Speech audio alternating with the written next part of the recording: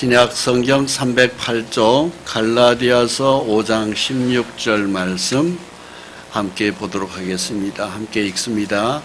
내가 이르노니 너희는 성령을 따라 행하라.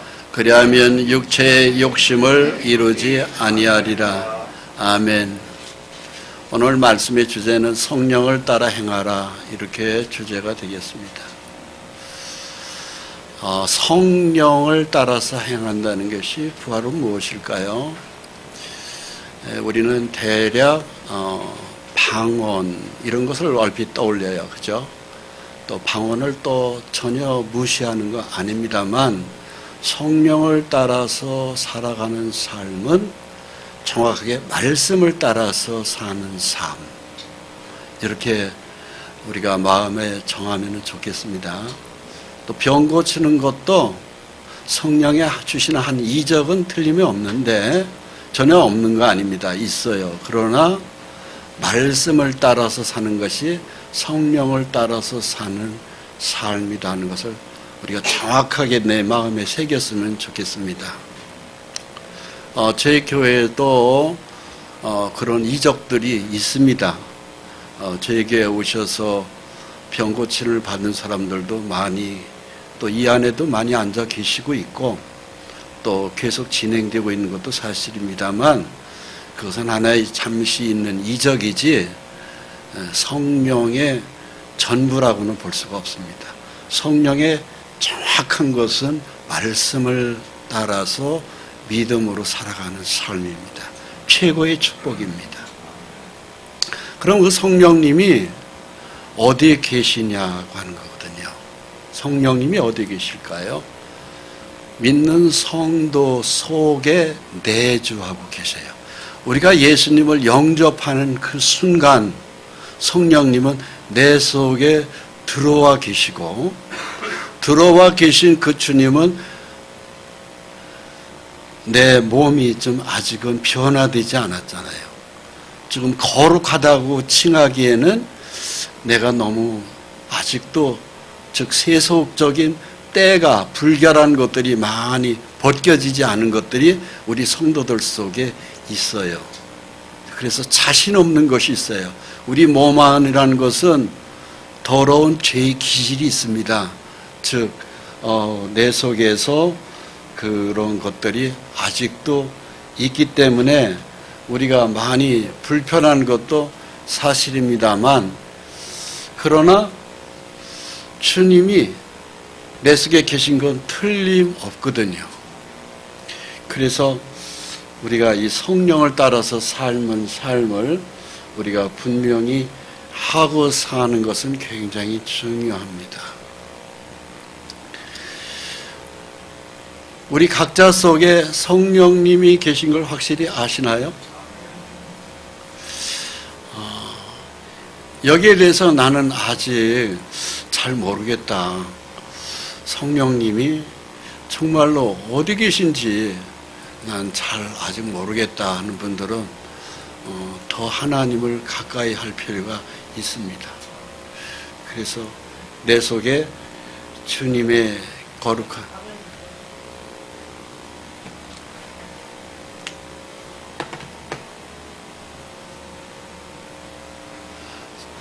내 속에 성령의 주님이 확실히 계신 것에 대하여 믿음을 더 확실히 해야 됩니다. 그런데 이 성령을 따라서 사는 삶은 막 예수 믿자마자 이것이 쉽게 이해되지 않습니다. 그런데 매우 중요합니다. 굉장히 중요합니다. 그래서 내 속에 들어오신 성령의 주님이 내가 확실히 좀 아는 거, 이거 필요합니다. 그리스도인들의 삶의 이중 구조가 있어요. 내 속에 들어오신 성령님이 나를 천국으로 자꾸 인도하고 계세요. 같이 가자. 오셨어요.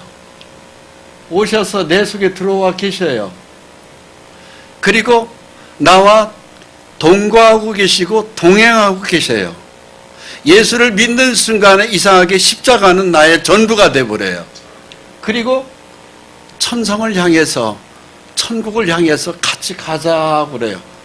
같이 걸어가고 있어요. 그런데 내가 영이 약할 때에는 이것이 어떤 때는 계신 것 같기도 하고 어떤 때는 안 계신 것 같아요. 교회에서 하나님 말씀을 설교를 들을 때는 같이 계신 것 같은데 교회당만 딱 나가면은 하나님은 안 계시고 내 눈에 안 보이고 나 혼자 있는 것 같아요. 그런 상태의 반복을 우리는 계속해서 가고 있어요. 하나님이 다 아셔요.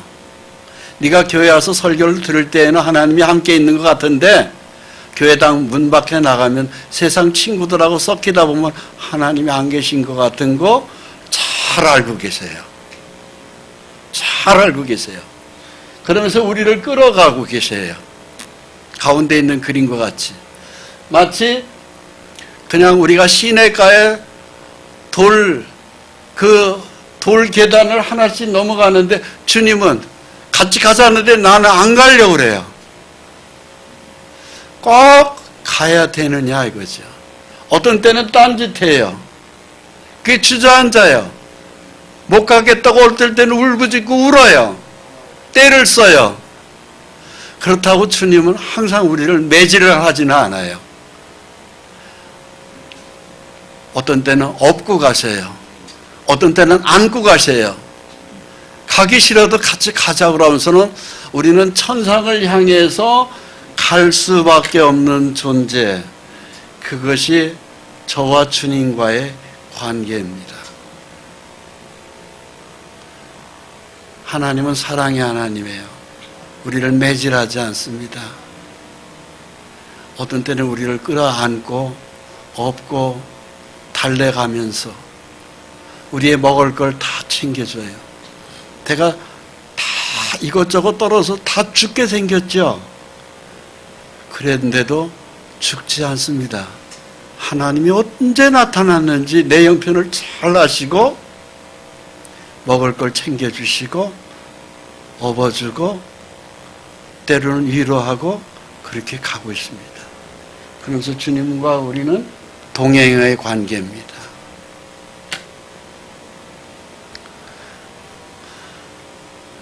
보라 지금은 은혜 받을 만한 때요 지금은 구원의 날이라고 그랬어요. 예수 믿고 우리 영혼이 구원을 받고 난 다음에 하나님 백성이 된 다음에는 우리가 하나님과 함께 일하는 자라고 바울은 얘기했습니다. 그래서 우리를 안고 품고 가는데 놀라운 이 그림, 이게 어떤 화가가 이 그림을 그렸는지 하는 건 몰라요. 저도 인터넷에서 찾아서 캡처한 건데요. 우리는 예수 믿는 신부가 되고 신랑은 우리 각자 속에 신랑이 있어요. 예수님입니다. 성령님이십니다. 우리의 신랑이 되신 분은 성령님이에요. 그래서 이게 전부 다 여자는 바로 우리 성도들을 가리켜요. 한 사람 한 사람에게 왕이신 주님이 성령의 거룩한 영으로 붙어 있어요. 그래서 같이 인도하고 계세요. 우리 남성 동포들은 이 그림을 보고 싫어할 수 있어요. 아니 저 여자의 남편은 나지 뭐 성령의 주님이 또 계시다고 싫어할 수 있어요. 근데 싫어해도 할 수 없습니다. 우리 인생에 예수 믿는 성도는 주님의 신부요, 신랑은 영원한 남편은 예수님 한 분입니다. 그분이 나의 구주요, 그분이 내 죄를 위해서 피 흘려 죽으셨고 나를 위해서 오늘도 모든 걸 다 쏟아붓고 계셔요. 그분만이 나의 마음을 다 100% 만족시켜주고 계세요. 그리고 우리의 슬픔도 다 달래주고 외로움도 다, 그 고독도 다 싸매고, 그래서 우리는 성경을 펴서 읽으면 위로를 받습니다. 그리고 찬송을 하면 기쁨을 얻습니다. 그게 성령과 나와의 관계입니다. 성령님이 나와 함께 계셔요. 현재 있는 남편과는 언젠가는 헤어져요. 병들어 헤어지든 사고로 헤어지든 또 먼저 가고 늦게 가고 할 차이뿐이에요. 언젠가는 깨끗이 헤어집니다. 그러면 우리는 진짜 본 남편을 만나게 됩니다. 그분이 주 예수님이세요. 그날 우리는 모든 눈물을 주님이 다 닦아준다고 돼 있어요. 내가 너의 눈물을 다 닦아준다. 주님을 만나는 순간에 요한계시록 21장의 특징이 바로 뭐예요? 모든 사람의 각 사람의 눈물을 내가 닦아주겠다고 돼 있어요. 그때 참 영원한 우리는 세계로 들어가게 됩니다. 그것이 약속되어 있어요. 성령의 주님은 예배당을 우리는 성전이라고 표현하는 교회들이 있는데 그것은 틀린 말입니다. 교회의 당이지 성전은 아닙니다. 성전은 건물 성전은 폐지되어 버렸어요. 예수님이 오면서 건물은 성전 아니다 하고 폐해버렸어요. 이거에 대한 말씀을 잠깐 봐야 됩니다. 왜냐하면 성령에 대한 바른 해석을 해야 되기 때문에 그렇습니다. 요한복음 2장 19절 말씀을 같이 읽습니다. 예수께서 대답하여 이르시되 너희가 이 성전을 헐라 내가 사흘 동안에 일으키리라. 유대인들이 이르되 이 성전은 46년 동안에 지었거늘 내가 3일 동안에 일으키겠느냐 하더라. 그러나 예수는 성전된 자기 육체를 가리켜 말씀하신 것이라. 아멘. 성전 폐하라 그랬습니다. 46년 동안 지은 이스라엘의 헤롯 대왕이 지은 그 성전은요 1, 2년 걸려서 지은 게 아닙니다. 46년 걸렸어요. 얼마나 잘 지었겠어요. 그 기가 막힌 성전을 예수님이 오셔서 이 성전 헐어라 그랬어요. 내가 사흘 만에 지켰다고 그랬어요. 사람들은 46년 동안 지었는데 예수님은 내가 3일 만에 지켰다고 그랬어요. 대단하죠? 능력의 차이가. 바로 무슨 소리예요? 건물 안에 내가 갇히지 않겠다는 거예요. 그럼 사흘 동안에 지은 성전은 바로 무엇일까요? 예수님이 사흘 만에 성전 지었을까요? 못 지었을까요? 지었어요. 깨끗이 지었어요. 사람은 46년 동안 지은 걸 예수님은 사흘 만에 지어버렸어요. 그 사흘에 바로 뭐냐면 예수님의 십자가에서 돌아가시고 무덤 속에 있었던 기간이 사흘이에요. 그 사흘 만에 예수님이 부활하시면서 거룩한 영으로 성전 지으셨어요. 그것이 바로 오늘날 우리 성도들 예수님의 몸이 성전입니다. 여기에 대하여 예수님은 누가복음 19장 43절에서 44절에 이 말씀을 하고 계세요. 이제 날이 이른다. 무슨 날? 건물 성전을 파괴할 날이 온다. 폐지시키겠다. 예수님이 말씀하신 것은 곧 하나님 말씀이에요.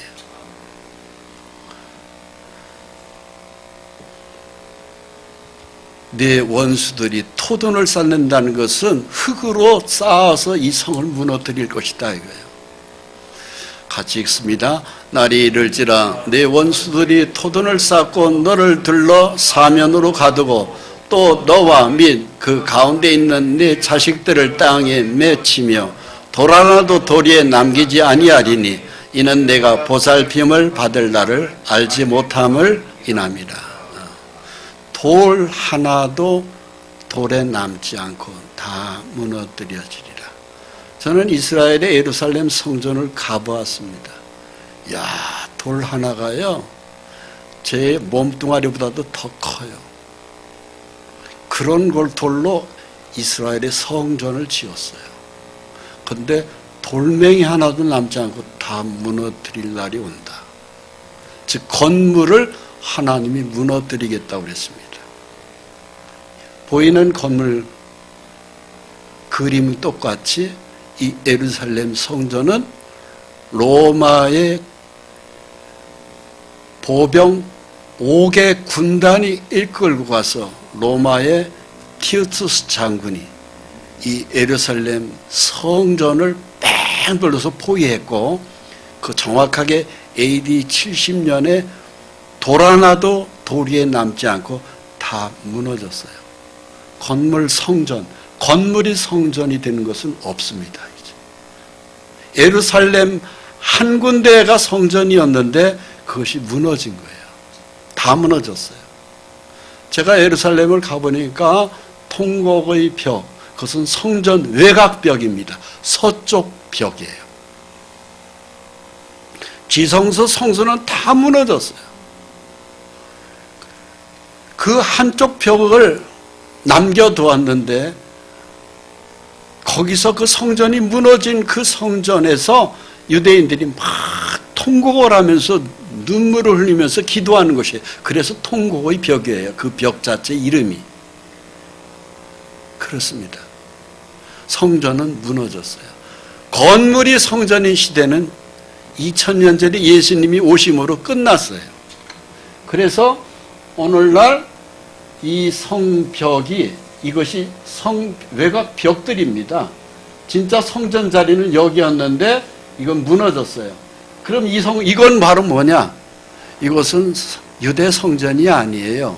이슬람이 여기를 지배하면서 자기들 성전 지은 거예요. 그래서 그 성전 이름은 해교 성전, 오늘날 오마르 성전이라고 그래요.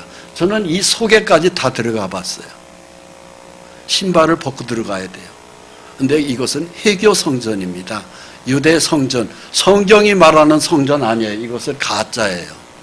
진짜 성전은 바로 이 옆인데 무너지고, 지금은 저도 그 근처를 걸어 다녀 봤습니다. 지금은 마음대로 걸어 다닐 수 있도록 되어 있어요. 그리고 이제 통곡의 벽은 바로 여기에요. 여기에 지금 유대 성전 외곽 성벽 하나가 한 150m 정도가 남아 있어요. 왜 그걸 남겨놨냐? 로마의 타이투스 장군이 거기까지 다 무너뜨리려고 그랬는데 성벽 자체가 너무 견고하고 대단한 거예요. 그래서 로마의 타이투스 장군이 이 거대한 성전을 내가 헐어버렸다, 그 기념으로 남겨둔 거예요. 그것이 바로 통곡의 벽이라고 하는 곳입니다. 나중에 예루살렘에 가시면 꼭 가보시게 될 것입니다. 그 성전을 하나님은 무너뜨렸습니다. 그래서 건물이 성전이라고 하는 것은 성경을 잘못 가리키고 있는 것이에요. 건물 성전은 무너졌습니다. 건물 아래 갇히는 하나님이 아니셔요. 그러면 건물은 무너졌는데 성령의 주 하나님은 어디 계실까요? 성전이라는 것은 그곳에 주님이 계신 것을 성전이라고 하는 것이거든요. 그런데 건물 안에 계셨던 주님이 그 건물이 무너졌으니까 다른 데로 거처를 옮기셔야 되잖아요. 어디로 오셨어요? 그림에 있는 대로 예수를 영접한 사람 몸 안에 주님이 진리의 왕으로 오신 거예요. 그래서 건물에서 마음속으로 들어오신 거예요. 예수님의 피를 믿어진 사람은 이 몸이 성전입니다. 저를 따라서 내 몸은 왕이신 예수님을 모신 전입니다. 성전입니다. 이야, 대단하죠. 움직이는 성전이에요. 저와 여러분들은 움직이는 성전입니다. 교회에 오는 것은 성전에 오는 것이 아니에요. 교회당에 오시는 거예요. 성전은 이미 내 마음속에서 이루어졌어요. 그것이 이 축복의 대단한 축복입니다. 고린도전서 6장 19절로 20절 말씀에 여기에 대한 해답이 읽을 수가 있습니다. 같이 읽습니다. 너희 몸은 너희가 하나님께로부터 받은 바 너희 가운데 계신 성령의 전인 줄을 알지 못하느냐. 너희는 너희 자신의 것이 아니라 값으로 산 것이 되었으니 그런즉 너희 몸으로 하나님께 영광을 돌려라. 아멘. 우리 몸이 성전인 것을 알지 못하느냐고 그 위대한 사도 바울이 기록을 남겼어요. 너희 몸이 성전인 걸 알지 못해? 이런 거죠. 오늘 이 시간에도 여러분들의 몸이 성전인 걸 모르십니까? 성전이에요, 성전. 거룩한 영이 머물러 있는 성전입니다. 대단한 축복이에요. 이 축복이 거저온 거예요. 예수의 피를 믿기만 하면 이 몸은 성전이 돼요. 이런 얘기를 들으면 아직도 죄성이 바글바글한데 이 몸은 아직도 욕심이 많고 아직도 정욕이 부글부글 끓고 있고 그런데 어떻게 이 몸이 거룩한 성전이 돼? 약간의 죄성이 있다 할지라도 정욕이 부글부글 끓어도 성령님은 예수를 믿은 거 하나 때문에 들어와 계신 거예요. 그것이 굉장한 축복입니다. 예수의 피가 이런 우리한테 행복을 주셨어요. 값으로 샀다. 그게 바로 무엇입니까? 예수의 십자가 피를 치르고 나는 네 몸을 성전으로 삼았다 이 소리입니다. 이거 대단하죠. 우리 몸이 죄악이 있는 거 다 아셔요. 우리 중에 나는 항상 거룩한 사람이야. 죄성이 손톱만큼도 없어. 그런 사람 있어요? 없습니다. 단 한 사람도 없습니다. 크고 작을 뿐이에요. 그런데도 주님은 우리를 성전 삼으셨어요.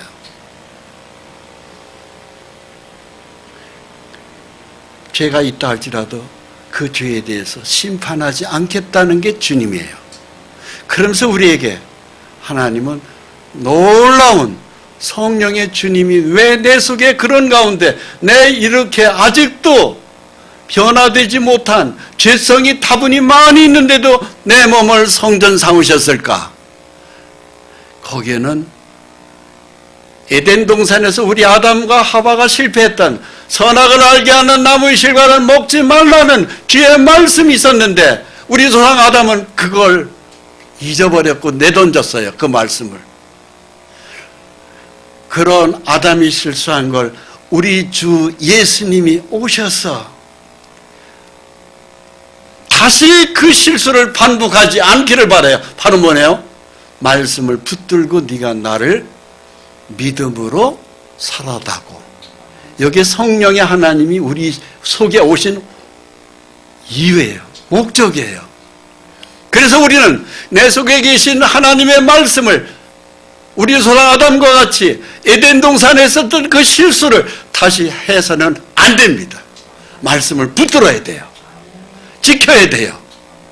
그것 때문에 하나님은 우리에게 이 아직 변화되지 않는 더러운 우리의 육체의 죄의 속성이 있다 할지라도 나는 네 속에 들어오겠다고 이미 들어와 버리신 거예요. 고린도전서 3장 16절 같이 읽습니다. 너희는 너희가 하나님의 성전인 것과 하나님의 성령이 너희 안에 계시는 것을 알지 못하느냐. 누구든지 하나님의 성전을 더럽히면 하나님이 그 사람을 멸하시리라. 하나님의 성전은 거룩하니 너희도 그러하니라. 우리 몸은 하나님의 성령의 전이에요. 내가 믿음이 자라지 못해서 아직 죄의 더러운 것들이 많이 내 속에서 있다 할지라도 이미 예수를 믿는 순간에 성령의 주님은 왕으로 들어오셨어요. 그런데 아직 내가 세속적이고 세상에 탐욕이 많고 정욕이 많고 기타 등등의 더러운 그 입으로 담기 어려운 정말로 깨끗이 못한 것이 있다 할지라도 주님은 우리의 왕으로 와 계신 것은 틀림없습니다. 그러면서 우리가 말씀으로 이 죄성을 이기기를 바라요. 그래서 이 몸을 더럽히면 하나님은 그 사람을 멸한다고 되어 있어요. 그래서 예수 믿는 사람이 함부로 죄 못 져요.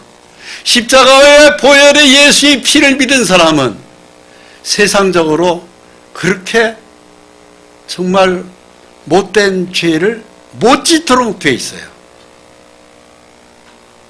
그것은 하나님에게 굉장한 벌을, 징계를 받도록 되어 있어요.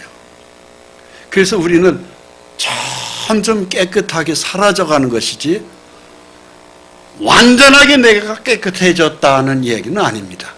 점점 변화되어서 거룩한 성전이 되어가는 것입니다. 저를 따라서 이 몸은 완전치는 못하지만 점점 매일매일 거룩한 성전이 되어갑니다. 아멘. 이게 사실이에요. 그래서 예수 믿는 사람이 하루아침에 천사가 되는 거 아닙니다. 시간을 가면서 점점 천사 이상으로 우리는 바뀌어갈 뿐이에요. 성화가 이루어진다 이 소리예요. 하나님의 성전은 거룩하니 너희도 그러하니라. 이 성전에다가 죄를 지으면 지을수록 안 좋은 일들이 많이 생기도록 되어 있어요. 그렇습니다. 그래서 우리는 죄를 지을 수가 없도록 하나님은 만드십니다. 왜? 모든 것을 안 풀리게끔만 하나님 만들어주시면 돼요. 돈도 덜 벌리게 만들고 여기저기 몸도 자꾸 아프게 만들고 어디를 갔는데 재수 없이 교통사고가 나서 차가 괜히 접촉사고가 난다든가 또 병원에 들어간다든가 이런 일을 하나님은 자꾸 만들어 주셔요. 그래서 내가 왜 그런 일이 됐을까? 왜 접촉사고가 났었을까? 시간이 지난 다음에 그걸 줄이도록 만들어요.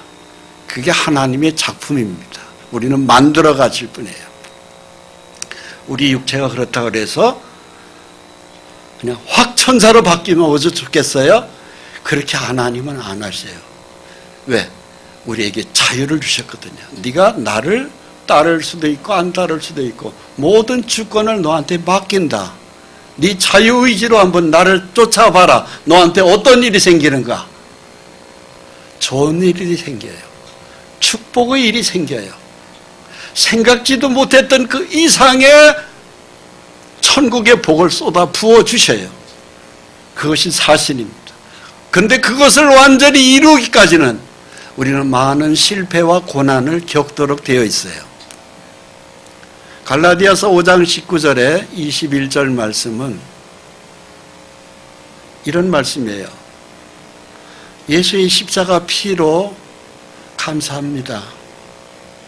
그냥 거저 공짜로 천국을 주셨네요. 모든 죄를 용서 다 해주셨네요. 고맙습니다. 그 다음부터는 하나님 상관하지 마세요. 피 흘려 준 걸로 끝냅시다. 그리고 내 맘대로 살을게요. 그리고 내 혈기대로, 내 고집대로 이제 죄와 아무 상관없이 하나님 나를 천국 보내주신다고요? 정말 황송합니다. 그럼 내 마음대로 죄를 휘젓고 살아볼게요. 그런 사람들이 있어요. 그런데 그건 굉장히 어리석은 사람입니다. 굉장히 안 좋은 일들이 생기도록 되어 있어요. 갈라디아서 5장 19절을 읽어보겠습니다. 육체의 일은 분명하니 곧 음행과 더러운 것과 호색과 우상숭배와 주술과 원수 맺는 것과 분쟁과 시기와 분냄과 당짓는 것과 분열함과 이단과 투기와 술취함과 방탕함과 또 그와 같은 것들이라. 전에 너에게 경계한 것 같이 경계하노니 이런 일을 하는 자들은 하나님의 나라를 유업으로 받지 못할 것이요. 우리의 타고난 육체의 본성은 이런 것들이에요. 음행, 더러운 거, 색을 밝히는 거, 또 우상 숭배, 마술을 쫓는 것, 주술, 또 내 성질대로 원수 맺는 거, 남하고 혈기로 다투는 거, 남이 나보다 더 좋은 거 가지고는 시기, 질투, 분냄, 당짓는 거, 분별, 투기, 술 취함, 방탕, 우리의 타고난 본성이에요. 이거 우리 몸속에 다 있어요. 그런데 예수님의 십자가 피 감사합니다. 내가 어떤 죄를 지어도 다 용서하신 것이시오. 감사합니다. 나 마음대로 포말 쓰고 어떻게 해볼게요. 이런 일을 하는 자들은 뭐라고 써있어요? 하나님의 나라를 유업으로 받지 못할 것이요. 이 말씀 굉장히 중요합니다. 하나님의 나라가 바로 무엇일까요? 천국입니다. 여러분, 천국은 죽어서만 가는 것이 천국 아닙니다. 하나님이 이 땅에서도 우리에게 천국을 준다고 말씀하세요. 예수님이 말씀하셨어요. 회개하라, 천국이 가까이 왔느니라고 그랬어요. 예수님이 오신 것은 바로 천국이 오신 거예요. 그 천국을 선물로 받은 거예요. 근데 예수의 십자가 피만이 천국일까요? 그건 시작입니다. 그 다음에는 이루어지는 천국이 있어요. 이 땅에서도 하나님은 천국을 우리에게 만들어 주기를 원해요. 그걸 막 부어주려고 그래요. 그런데 내가 타고난 육체의 일, 음행, 더러운 거, 호색, 우상숭배, 술수, 마술하고, 원수 맺고, 성질대로 싸우고, 시기하고, 분내고, 이 모든 것 속에서 나는 그게 체질에 맞아. 네, 좋아요. 체질에 맞는다고 쳐요. 그런데 그걸 계속하지요. 죽어서는 천국 갑니다만 이 땅에서는 천국은 못 누립니다. 누려지는 천국을 맛을 못 보도록 되어 있어요. 이 땅에서는 유업을 받지 못한다는 것은 이 땅에서는 네가 천국의 소유를 받지 못한다 있어요. 원어를 보면 소유로 되어 있어요. 이 땅에서 하나님이 내가 너한테 부어주려고 하는 천국을 너는 맛도 못 볼 것이다.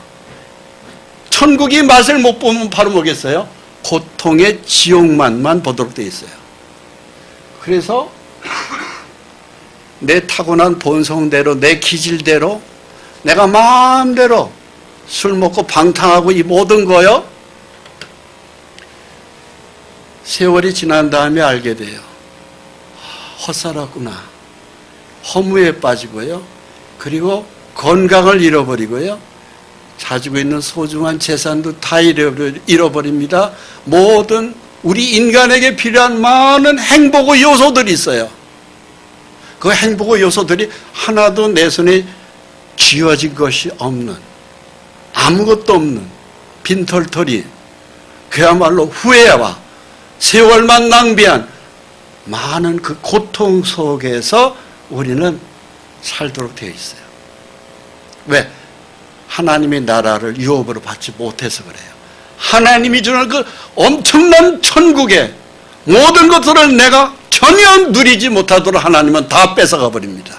우리의 심지어 재물, 건강 다 잃어버릴 수 있어요. 정신적 고통도 대단히 클 수 있어요. 여기 두 사람의 인물이 있어요. 하나는 사울 왕입니다. 하나는 다윗 왕입니다. 사울이 이스라엘의 왕이었어. 초대 왕이죠. 성령의 기름을 부음을 받을 때는 성령의 말씀으로 이 사람이 굉장히 영감이 뛰어났었어요. 그런데 사울은 자기 고집대로, 자기 혈기대로, 자기 판단대로, 자기 의지대로 하나님 영광을 위해서 살지 않았어요. 자기만을 위해서 살았고 그것을 위해 기념비까지 만들었다고 그랬어요. 그러니까 하나님 영광을 위해 사는 건 하나 없는 거예요. 그리고 불순종했어요.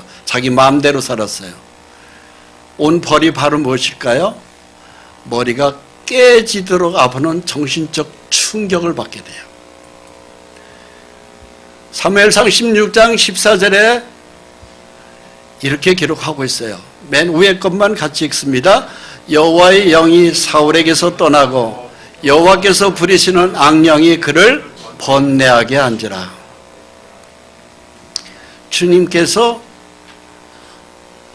주님은 천사들만 부리는 게 아닙니다. 악령도 부리시는 분이에요. 너 사울 좀 괴롭혀줘야 되겠다. 그가 통 나를 따르지 않는다. 그래서 악령이 사울에게 임해가지고 준 것이 번뇌라고 하는 고통입니다. 머리가 말도 못하게 깨지도록 아프는 거예요. 마음대로 안 되죠? 그때에 베들레헴의 목동으로 있었던 다윗 이야기가 들려요. 베들레헴에 목동 하나가 있는데 그가 노래 부르고, 소위 얘기해서 요즘으로 얘기한다면 이제 기타가 되겠죠. 음악을 연주하면은 그 노래 소리만 들어도 머리가 깨끗이 낫는답니다. 그 소리가 들렸어요. 사울이 당장 붙잡아 오라고 그랬어요. 베들레헴에서 다윗이 불려 올라갔습니다. 양치는 목동이에요. 별 볼 일 없는 그야말로 목치기, 양치기 소년입니다. 네가 노래 부르면 내 머리가 낫는다는데 한번 불러봐라. 이상한 일이 벌어졌어요. 다윗이 노래를 부르고 하나님 말씀을 전하니까 귀신의 악령이 떠나가 버렸어요. 자, 밑에 걸 같이 읽습니다. 사울이 신하들이 그에게 이르되 보소서 하나님께서 부리시는 악령이 왕을 번뇌하게 하온저 원하건대 우리 주께서는 당신 앞에서 모시는 신하들에게 명령하여 수금을 잘 타는 사람을 구하게 하소서. 하나님께서 부리시는 악령이 왕에게 이를 그때에 그가 손으로 타면 왕이 나으시리라 하는지라. 머리가 깨지도록 아팠는데 다윗이 노래를 부르고 하나님 말씀을 전했습니다. 결과는 어떻게 됐을까요? 악령이 떠났어요. 사무엘상 16장 23절 말씀 같이 읽습니다. 하나님께서 부리시는 악령이 사울에게 이를 때 다윗이 수금을 들고 와서 손으로 탄즉 사울이 상처에 낫고 악령이 그에게서 떠나더라. 아멘. 악령은 사람에게 고통을 줘요. 정신적인 고통뿐만이 아닙니다. 물질로도 우리에게 고통을 줄 수 있습니다. 건강으로도 병으로도 고통을 줄 수 있습니다. 인간에게 주는 모든 거의 다 고통은 100%가 저는 악령이 하는 짓이라고 믿습니다. 근데 그걸 이길 수 있는 방법은 딱 하나예요. 하나님 말씀을 듣는 거예요. 믿음은 들음에서 나며 들음은 그리스도의 말씀으로 말미암았느니라 그랬어요. 말씀을 듣는다는 것은 곧 하나님을 내가 먹는 거예요. 받아들이는 거예요. 말씀에는 빛이 있어요. 어둠의 악한 영이 떠나갑니다. 그래서 낫을 수 있어요. 병도 낫을 수 있고 그리고 상쾌합니다. 사울왕이 상쾌하여 나섰고 이라고 되어 있어요. 제 교회도 이런 이적이 계속 일어나고 있어요. 제 교회 와서 설교를 듣는데 귀신이 떨어져 나가는 거 저는 많이 봤어요. 제 교회 들어올 때는 귀신이 바글바글해서 말도 못하게 고통을 받았던 사람이 여기 설교를 듣는 순간에 귀신이 떨어져 나간 거예요. 그걸 그 사람의 간증을 통해서 저는 여러 번 들었어요. 또 많은 병이 있었던 사람이 여기서 설교를 듣다가 병이 자동적으로 치료된 건 바로 뭘까요? 성령님이 그렇게 해주셨어요. 다윗에게 있었던 성령의 능력이 여기에도 머물러 계십니다. 그러나 그것은 이적이지 전부가 아닙니다. 중요한 것은 말씀이에요. 왜? 말씀이 하나님이기 때문에 우리는 하나님의 말씀을 들으면서 기적을 많이 맛볼 수가 있습니다. 하나님께 가까이 하는 것이 복이에요. 시편 73편 28절을 같이 읽습니다. 하나님께 가까이 함이 내게 복이라. 내가 주 여호와를 나의 피난처로 삼아 주의 모든 행적을 전파하리이다. 여러분, 그동안에 많이 고통스러웠다. 하는 것마다 되는 게 아무것도 없더라. 예수 믿었는데 별거 없더라. 하나님에게 문제가 있을까요? 아니요. 하나님을 가까이 안 한 성도에게 문제가 있습니다. 하나님은 0.1%도 하자 없어요. 완벽하신 분. 그래서 우리는 그분은 신이라고 부르는 거예요. 우리의 머리카락까지도 세신 하나님이시에요. 하나님께 가까이 해보십시오. 내게 복이라고 그랬습니다. 반드시 복입니다. 하나님을 가까이해서 화가 오는 거 하나 없습니다. 하나님께 가까이 하는 것은 복입니다. 그래서 우리는 이 땅에서도 천국이 이루어져야 합니다. 이 땅에서도 이루어지는 천국에 대해서 말씀드립니다. 이 땅에서 살면서 성도가 지옥이 되면 안 되죠. 천국이 이루어져야지. 예수님이 말씀하셨어요. 천국이 가까이 왔느니라. 보라, 천국이 왔다고 말씀하셨어요. 그러면 실제로 이 땅에서도 내가 천국이 이루어져야 맞아요. 마태복음 5장 5절에 이런 말씀이 있어요. 같이 읽습니다. 오디오한 자는 복이 있나니 그들이 땅을 기업으로 받을 것이며. 여기서 우리가 주목해서 보셔야 되는 내용이 있습니다. 땅을 기업으로 받을 것이옵니다. 이 땅에 있을 때 이 땅에서 내가 원하는 것을 다 얻을 수 있어야 돼요. 그것이 기업입니다. 받는 것이 돼야 돼요. 나의 가난한 재정도 풍성한 것으로, 병든 몸도 건강한 몸으로, 고독한 것도 행복한 웃음으로, 탄식의 눈물도 나는 기쁨의 웃음이 천국입니다. 천국은 그렇게 웃는 곳입니다. 아름다움이 있는 곳이에요. 우리 성도들의 삶이 천국이 이루어져야 돼요. 그런데 그 복을 누리면 다른 거 없어요. 온유한 자입니다. 온유하다는 것이 바로 뭘까요? 묵묵히 성령을 따라서 사는 삶이 온유입니다. 유순한 거, 물론 그것도 그 단어 속에 함축적으로 포함되어 있지만 그 이상의 깊이가 바로 온유라는 단어예요. 즉 묵묵히 성령의 하나님의 뜻대로 말씀대로 나는 그냥 남은 일생 전체를 주 하나님이 가자는 대로 같이 가겠다. 그게 온유입니다. 계산하지 않는 거예요. 내 머리로 얄팍하게 계산하고 가는 게 아닙니다. 그냥 가는 거야. 주님 섬기는 대로 그냥 가자는 대로 가는 거예요. 그 주님은 나의 왕이 되고 나는 주님의 종이 되어서 그냥 끌려가는 거예요. 그게 온유입니다. 그러다 보면은 이 땅은 천국이 됩니다. 할렐루야. 그 복을 다 금년에는 누리셨으면 좋겠어요. 어떤 때는 내가 교회 가고 어떤 때는 안 가고 그런 거 말고요. 그냥 나는 죽으나 사나 나는 예수와 함께 남은 생애를 끝내겠다. 에스더와 같이 죽으면 죽으리다. 그것이죠.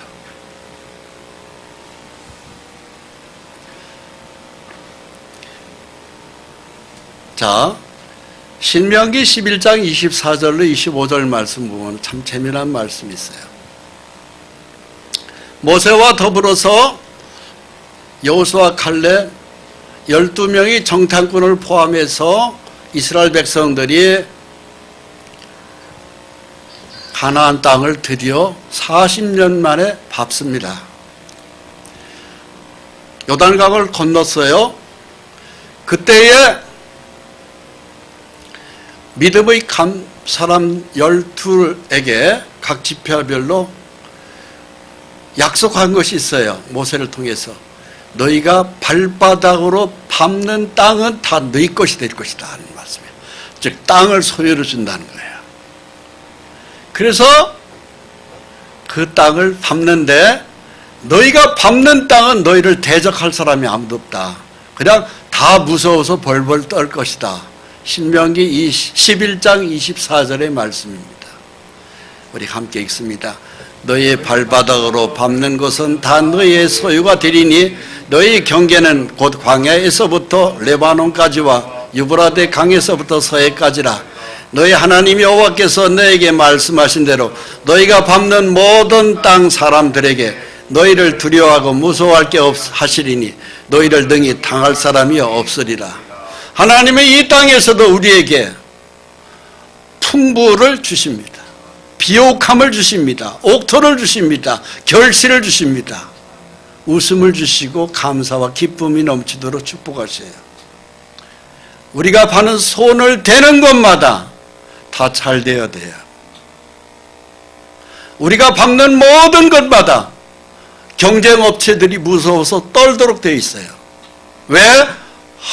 전능하신 하나님이 나와 함께하기 때문에 너를 능히 당할 자가 없다. 그래서 팔레스타인 땅, 오늘날 가나안 그 팔레스타인 땅, 그 중에 가장 비옥한 영토는 누가 가진지 아십니까? 갈렙이 가졌어요. 바로 이 땅, 여기가 예루살렘입니다. 헤브론 땅이 바로 여기입니다. 예루살렘 땅이 여기입니다. 헤브론이 여기예요. 가장 비옥한, 이 팔레스타인 전체 땅 중에서 가장 비옥한 땅은 이 헤브론 땅입니다. 땅이 비옥하다는 건 바로 뭐냐면 거기에 있는 원주민들도 그만큼 크고 악하고, 그래서 그 원주민들이 그만큼 무서운 거예요. 그 땅은 힘이 센 사람이 점령하도록 되어 있어요. 그런데 그 헤브론 땅을 갈렙이 차지했어요.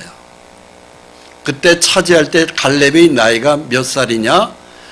저를 따라서 해보세요. 85세. 네. 85세 노인이 가장 센 땅을 점령했어요. 대단하죠? 그럼 그 85세의 갈렙은 어떤 사람이었기에? 늙지도 않은 사람이었겠어요? 아니요. 다 늙었죠. 85세의 노인이 무슨 몸에 기력이 남았어요. 그런데 85세 될 때 갈렙이 바로 뭐라고 하느냐? 나는 기력이 아직도 왕성하다고 그랬어요. 건강 자신 있고 걷고 뛰는데 아무 증세 없고 싸워도 한 번도 지지도 않는다고 그랬어요. 이긴다고 그랬어요. 승리한다고 그랬어요. 그리고 저 땅 내가 갖겠습니다 하는 거죠. 저 땅 내 겁니다 하는 거예요. 왜? 하나님이 나와 함께하면은 저건 내 겁니다 하는 거예요. 저들이 아무리 키가 크고 장대하고 세도 나를 못 당한다고 돼 있어요. 왜? 85세 된 나한테 하나님이 함께하는 믿음 때문에 이긴다고 그랬어요. 우리에게 이것이 필요한 것이 이 믿음이에요. 여호수아 14장 22절 갈렙이 한 이야기입니다. 같이 읽습니다. 그날에 여호와께서 말씀하신 이 산지를 지금 내게 주소서. 당신도 그날에 있으셨거니와 그곳에는 아낙 사람이 있고 그 성읍들은 크고 견고할지라도 여호와께서 나와 함께 하시면 내가 여호와께서 말씀하신 대로 그들을 쫓아내리이다. 그 땅의 원주민입니다. 다 몰아내겠다고 그랬습니다. 내가 승리합니다. 그래서 크고 견고할지라도 하나님이 나와 함께 하시면 내가 이깁니다 하는 거예요. 오늘 우리도 마찬가지입니다. 내 속에 몸이 아픕니까? 병마가 들어와 있습니까? 하나님이 나와 함께하면 예수의 이름으로 귀신 나가! 그러면 이것들이 떨어져 나가야 되는 거예요. 할렐루야. 재정의 궁핍에 허덕입니까? 예수의 이름으로 뭐래요? 궁핍의 더러운 귀신 썩 나가. 하나님이 나의 왕이야. 찬송할 때 귀신들은 나가도록 되어 있어요. 온유한 자는 땅을 기업으로 받을 것입니다. 마태복음 5장 5절을 같이 읽습니다. 온유한 자는 복이 있나니 그들이 땅을 기업으로 받을 것이며. 온유한 자는요, 계산하지 않는 거예요. 물길 깊이를 헤아리지 않는 거예요. 베드로가 주님을 보고 갈릴리 바다에서 만일 주시면 나를 오라 하소서 오라 했을 때 베드로가요, 갈릴리 바다 밑을요 몇 메타가 될까, 헤엄칠 수 있을까, 그 계산 안 했어요. 오라 했을 때 베드로가 배에서 뛰어내렸습니다. 그리고 안 빠졌어요. 바다 위를 주님과 똑같이 걸었습니다. 그게 온유예요. 즉 계산하지 않고 하나님의 말씀 하나만 믿고 그냥 뛰어 들어가는 거예요. 근데 안 빠지고 걷는 거예요. 저는 그 갈릴리 바다를 가봤어요. 배도 타봤어요. 그 갈릴리 호수에서. 한가운데까지 배를 타고 가봤어요. 그 안에 가면은요, 진짜 바다예요. 완전히 바다입니다. 호수인데 바다입니다. 거기를 베드로가 바다 위를 예수님하고 똑같이 걸은 거예요. 하나님이 능력을 주시는 겁니다. 그리고 전쟁이 그치는 거예요. 여호수아 14장 15절 말씀을 다시 읽습니다. 헤브론의 옛 이름은 기럇 아르바라. 아르바는 아낙 사람 가운데 가장 큰 사람이었더라. 그리고 그 땅에 전쟁이 그쳤더라. 가장 센 지역을 85세 갈렙은 점령했습니다. 갈렙의 재주가 있어서 그랬을까요? 아니, 하나님이 함께하면 승리입니다. 오늘도 마찬가지예요. 그 하나님이 나와 함께하면은 나는 승리할 수 있어요. 저를 따라서요. 나도 갈렙과 같이 하나님이 함께하시면 마지막 시대에 승리의 영광을 누립니다. 할렐루야. 성령의 주님이 참 이 그림 누가 그렸는지 하는 거 몰라요. 저도 몰라요. 아무리 이 그림을 그린 사람을 제가 꼭 한번 좀 만나고 싶었어요. 너무 의미가 제 마음에 아멘이 되더라고요. 근데 이 그림을 그린 사람이 자기 이름을 밝히지 않았어요. 이건 성령과 하나님의 관계를, 그 동행한 관계를 잘 설명하고 있어요. 내 속에 계신 주님, 여러 성도님들 속에 함께 계십니다. 이 그림을 그린 화가의 주님도 마찬가지. 주님은 이날도 우리와 왕으로 계세요. 그분은 천지를 지으신 진리의 왕입니다. 말씀의 왕입니다. 그래서 작년 2020년 나는 허덕였습니다. 너무 힘들었습니다. 병마로부터, 재정으로부터, 가난으로부터 쓴 눈물의 한 해를 보냈습니다. 그러나 하나님 2021년은 웃음의 세월, 풍부의 세월, 감사와 기쁨이 넘치는 건강한 한 해로 하나님 장식되기를 바랍니다. 그걸 원하시는 분은 더 말씀을 가까이 하십시오. 축복이 있는 한 해가 될 것입니다. 기도하겠습니다. 아버지, 2021년 축복해 주시옵소서. 병약과 가난보다는 감사의 기쁨의 풍부의 웃음이 좋습니다. 항상 어리석고 연약한 저입니다만 성령의 하나님이 우리를 인도해 주시고, 다만 우리는 따라가는 주의 백성 되어서 우리 입술에서 늘 찬송과 감사가 끊어지지 않게 축복해 주옵소서. 예수 그리스도의 이름으로 기도합니다. 아멘.